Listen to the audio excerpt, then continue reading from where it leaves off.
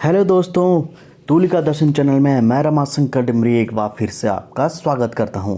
और आज हम फिर से देखते हैं कुछ चुनिंदा कला जगत के प्रश्न। और आज का पहला प्रश्न है, भारत के प्रथम कोलाज कलाकार के रूप में कौन जाने जाते हैं? रामकिंकर बैज, डीपी राय चौधरी, एमएफ हुसैन या सतीश गुजराल? तो जो भारत के प्रथम कोलाज कलाकार जिनको जाना जाता है वह हैं सतीश गुजराल, और यह मूक बधिर कलाकार थे। अगला प्रश्न है, स्वच्छंदतावाद का वह कौन सा कलाकार था जो चित्रण के लिए घर पर लाशें रखता था? जेरिकाल्ट, माने, पिकासो या डेलाक्रा? और स्वच्छंदतावाद का वह कलाकार हैं जेरिकाल्ट, जो अपने घर में चित्रण के लिए लाशें रखते थे। विकल्प ए सही हो जाता है। अलग अलग राजस्थानी शैलियों के चित्रों को किस तत्व से अलग अलग पहचाना जाता है? पगड़ियों से, आभूषणों से, वस्त्रों से या नेत्रों से? तो अगर आप अलग अलग राजस्थानी शैलियों के चित्रों को देखेंगे तो आप नेत्रों के जरिए उनमें अंतर कर सकते हैं कि कौन सा चित्र कौन सी राजस्थान की उपशैली का है। तो विकल्प डी सही हो जाता है।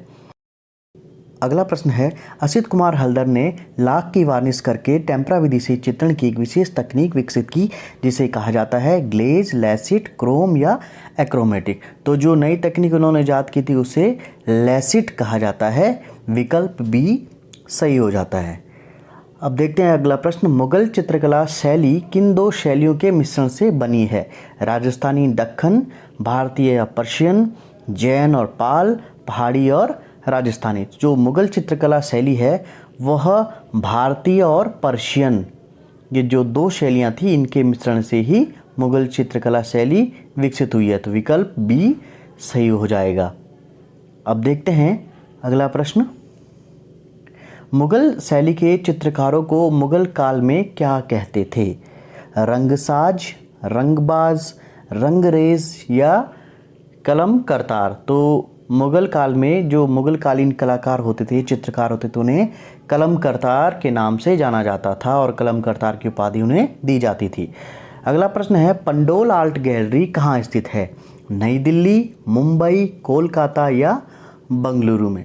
तो जो पंडोल आर्ट गैलरी है यह मुंबई में स्थित है। और इस प्रकार के जो सवाल हैं गैलरी और म्यूज़ियम वाले, इनको भी आप ज़रूर देखिएगा क्योंकि यहाँ से भी प्रश्न बनते हैं और प्रश्न पूछे भी जाएंगे। और अब हम देखते हैं अपना अगला प्रश्न, हाईलाइट के लिए कागज़ को श्वेत छोड़ दिया जाता है एक्रिलिक चित्रण में, जल रंग चित्रण में, तैल चित्रण में या फ्रेस्को चित्रण में? तो जो श्वेत छोड़ दिया जाता है यानी कि जो सफ़ेद छोड़ दिया जाता है वह जल रंग चित्रण में ये कार्य किया जाता है, जिसमें हाईलाइट दर्शाने के लिए कागज़ को सफ़ेद छोड़ दिया जाता है। अगला प्रश्न देखते हैं, लखनऊ कला विद्यालय की स्थापना किस वर्ष हुई?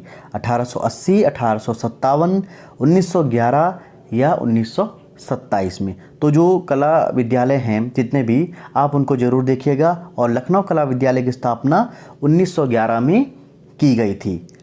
अब देखते हैं अगला प्रश्न, बाइजेंटाइन कला के निम्न में से रूप हैं? पैनल चित्र, मणिकुट्टम चित्र, टेपेस्ट्री या उपयुक्त सभी? तो जो बाइजेंटाइन कला है उसमें पैनल चित्र भी आते हैं, मणिकुट्टम भी आते हैं, टेपेस्ट्री भी आती है। तो उपयुक्त ये सभी रूप हैं बाइजेंटाइन कला के, यानी विकल्प डी सही हो जाता है। अगला प्रश्न देखते हैं, एलोरा की किस गुफा को विश्वकर्मा मंदिर कहते हैं? गुफा संख्या 10, गुफा संख्या 12, गुफा संख्या 16 और गुफा संख्या 29? तो आप एलोरा की गुफाओं का भी अध्ययन कीजिए, वहाँ पे अलग अलग गुफाओं के लिए अलग अलग नाम हैं। और विश्वकर्मा मंदिर गुफा संख्या 10 को कहते हैं। तो आप एलोरा का भी जो नामकरण है गुफाओं के उनको ज़रूर देखिएगा। अगला प्रश्न देखते हैं, प्रसिद्ध दशहरा दरबार किस शैली का चित्र है? जोधपुर शैली, कोटा शैली, जयपुर शैली या मेवाड़ शैली? जो दशहरा दरबार चित्र है वह जोधपुर शैली का एक प्रसिद्ध चित्र है और यह कई बार परीक्षाओं में पूछा भी गया है। तो आप ज़रूर इन चित्रों को भी देखिए। चित्र सूत्र में कितने रंगों का वर्णन है? 3 रंग, 5 रंग, 7 रंग या 12 रंग? तो जो चित्र सूत्र है उस ग्रंथ में 5 रंगों का वर्णन किया गया है। अब 5 रंग कौन से हैं?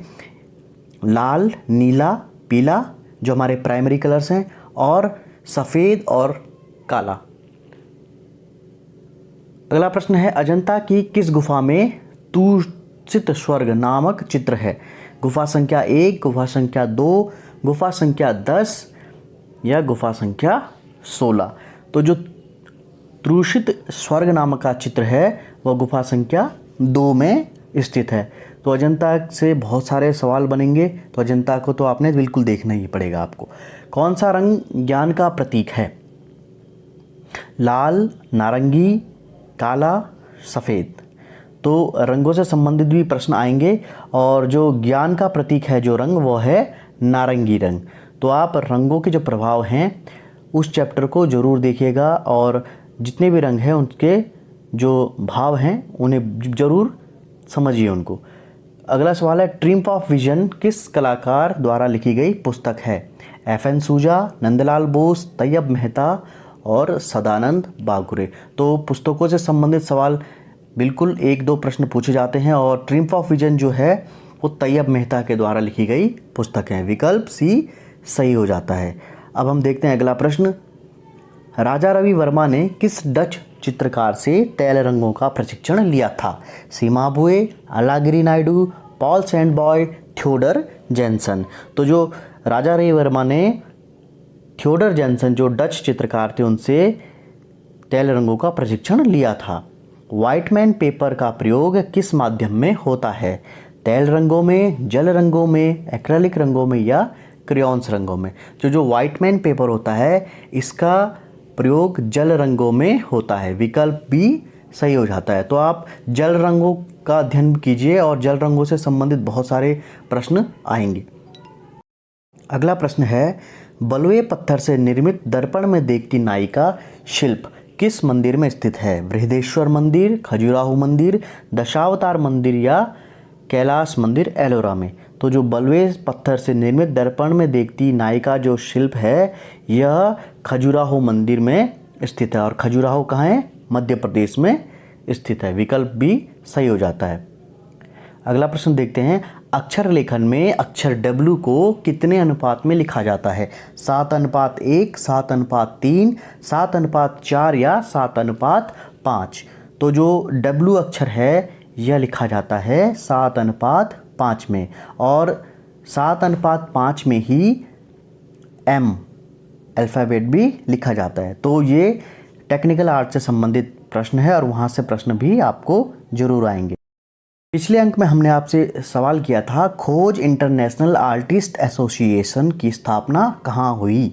और इसके काफ़ी सारे जवाब मिले, और जो इसका सही जवाब है वह है नई दिल्ली में इसकी स्थापना हुई। और यह एक ऐसा इंटरनेशनल आर्टिस्ट एसोसिएशन है जिसमें कई कलाकार मिलकर काम करते हैं।